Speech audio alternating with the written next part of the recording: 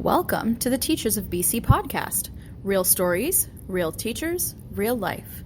Before we begin, we'd like to acknowledge that we are on the unceded territory of the Indigenous people of British Columbia. Haichka. Hi everyone, this is Victoria Wolders, and I just wanted to welcome you back to Teachers of B.C. podcast episode. And today we are going to have an opportunity to connect with a retired B.C. teacher, and I'm so excited to introduce her. She is someone that's very special to me, as she is my mother, and she is the one who inspired me to become a teacher. And I'm just so excited for this opportunity to interview her and learn a little bit about her journey. If you would like to connect with us, Teachers of BC podcast, you can connect with us on all the social media platforms, Instagram, Facebook, Pinterest, Twitter, and you can connect with us about questions or any stories that you might have or any insights that you might have in regards to this podcast episode or other ones. So today, as mentioned earlier, I'm going to interview a retired teacher, and this is Bev O'Connor. And Bev has been a teacher for such a long time and just recently has moved out of the education realm. But we're going to get an opportunity to talk to her about just her journey and how she became a teacher. So I feel like I need to say hi, Mom, but instead of Bev, but or Mrs. O'Connor, I guess, right? Depending on, whether I was actually at one time your student back at Maple Grove Elementary School back in 1987 and 88 and 89. So, but we'll start off with the question about what teaching job did you do? What was your role? I basically taught physical education, and initially when I did start to teach I guess it was 69, I taught nothing but phys ed from kindergarten to grade 7. And then several years into my teaching career, they got rid of the professional PE teachers. And so then I went into the classroom. I was into the classroom 40% and PE was 60%. So that's basically what I did. And can you tell me what year you started teaching? 1969. 1969, okay. And what year did you finish teaching? In 2004. Okay, so how many years is that? It was just 30 years, short of a couple of months that I taught. That's right. And then on top of that, you also worked for the Salmon Enhancement Program, and so we can add a few more years onto that too, right? Yes, after I retired, I continued for another 10 years in coordinating the salmon program for Vancouver School District, yeah. Okay, awesome. So why did you go into teaching? Can you tell us a little bit at the beginning of your journey and what made you be motivated to go into the classroom? I think from very young, about 10 years of age, I used to get a crowd of my girlfriends, and they would sit down and I would be teaching them. I had a little chalkboard, and so I was influenced, I think, by my grade 3 Miss Jones teacher. She was from Scotland, and I had difficulty in my reading, and she spent several hours with me after school during that grade 3 year to bring me up to par.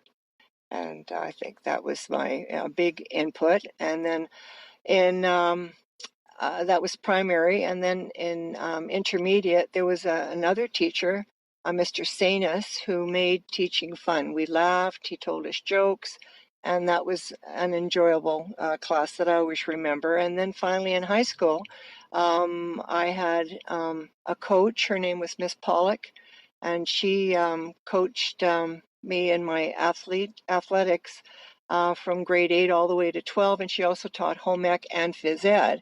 And that's when I decided in grade 12 I wanted to be a home ec PE teacher. But in the end, decided that I would specialize in elementary school and physical education. That's very cool. So looking back on your decades of teaching and working in classrooms and students and also working with teachers with the Salmon Enhancement Program, can you tell us one of your favorite memories of teaching? Well, I have to say, I went on exchange to Jericho School for the Deaf, and I think that's a very memorable part of my teaching career. Yeah, Mm. learning the language and communicating with individuals that couldn't hear. Mm. Yeah. Now, I remember you sharing with me that you ended up doing an epic hike, the West Coast Trail. And those international listeners right now, the West Coast Trail is a trail that's found on the west side of Vancouver Island. It's a very rustic trail, and it's for hikers. They either start at the very top and they work down for 4 to 7 days hiking, or they can start at the bottom of the West Coast Trail and they hike up, and once again 4 to 7 days. And so my mother here was able to take some of her students from Jericho Hill School for the Deaf and be able to do that. Can you just explain to us exactly how that happened and what you did? Well, okay, there were 12 students, and they were all 15, 16, 17-year-olds. And we split the group into two. So I had a group of 6, started at Bamfield and hiked down to the Nitnat River. And my co-partner, Ray, he took the other 6, and they were bus loaded up to the top of the Nitnat Lake, and they canoed down the lake, down to through the Nitnack River, and met us at the estuary. And then we switched sides, and I, with my group, banged into the canoes and went back up to the Nitnat Lake, and he went through the trail and ended up at Bamfield, and then the bus picked us up, and then we met again at Bamfield. It was quite the experience. Yes. It was wet, very wet and rainy and cold and miserable, but we had 60-pound packs on our back, and it was an 8-day trip, and I enjoyed it, but I was glad to get home. Yes. And that was back in the 1970s? Yes. Yes. Yeah. Okay. Mhm. When you first started teaching. Yeah. Well, it sounds like it was an amazing experience. Very hard and difficult. Yes, and nowadays you wouldn't do it because of the liability. Yeah. We didn't have to sign even a waiver that we were taking these children away on a West Coast Trail hike. Now you wouldn't do it. Yeah. Well, we're just going to wrap up here, and I'd love to get some advice from you. Could you give us some advice about just to new teachers or current teachers?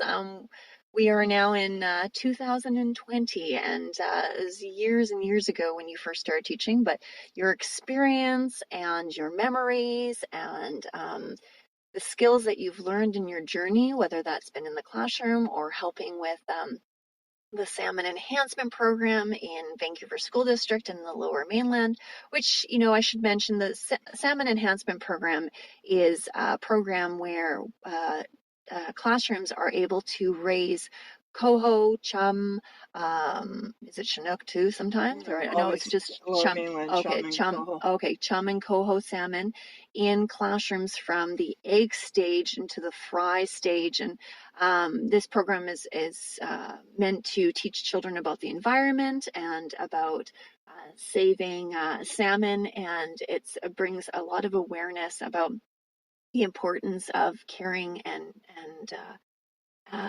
looking at environmental sustainability. So, with that being said, we would love for you to give us some advice that you have for teachers teaching in 2020. Well, I think there's a lot of challenges in the classrooms now because of the classroom management is difficulty. So with advice, I think if you can just relax and enjoy teaching, um, make it as fun as possible for yourself and for the kids. Just if you can lighten up, because I know it must be very stressful.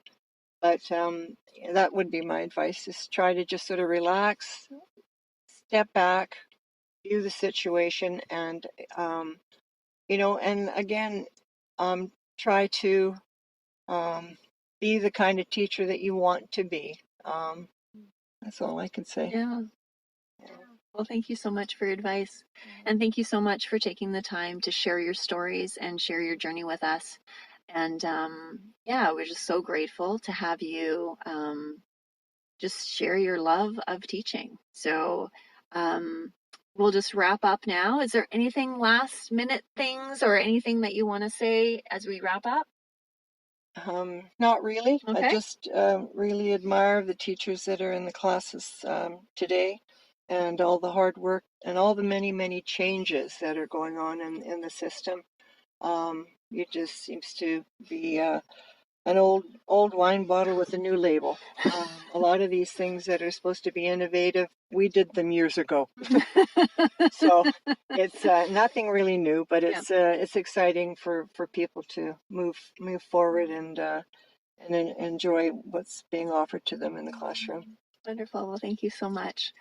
Well, we're going to wrap this episode up. And if you are interested in following us on any of the major social media platforms, feel free to do that. Reach out to us at the Langley Teachers Association. This is Victoria Wolders doing the interview today with Bev O'Connor, a retired Vancouver School District teacher. And it was an awesome opportunity to learn a little bit about her journey as a teacher and her encouraging words for our current teachers. Well, until next time, we hope you remember that this is all about real stories, real teachers, and real life. Thank you so much for joining us today.